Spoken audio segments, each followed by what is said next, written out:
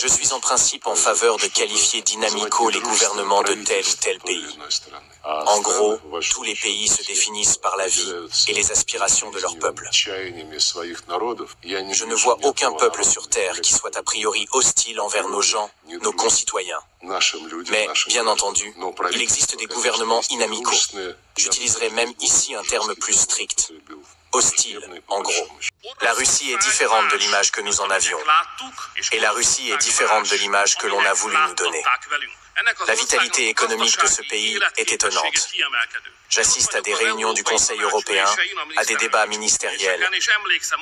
Et je me souviens comment les grands dirigeants européens, avec toutes sortes de gestes, ont pathétiquement déclaré que les sanctions contre la Russie et l'exclusion de la Russie de ce qu'on appelle le système SWIFT, ce système international de compensation bancaire, mettrait à l'économie russe, et par là même la politique russe, à genoux.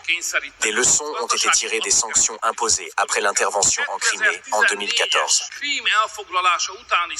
Elles n'ont pas seulement été apprises, mais elles ont été traduites en action. Les améliorations nécessaires ont été apportées aux technologies de l'information et au secteur bancaire. C'est pourquoi le système financier russe ne s'effondre pas. Regardez ça. Vous savez ce que c'est?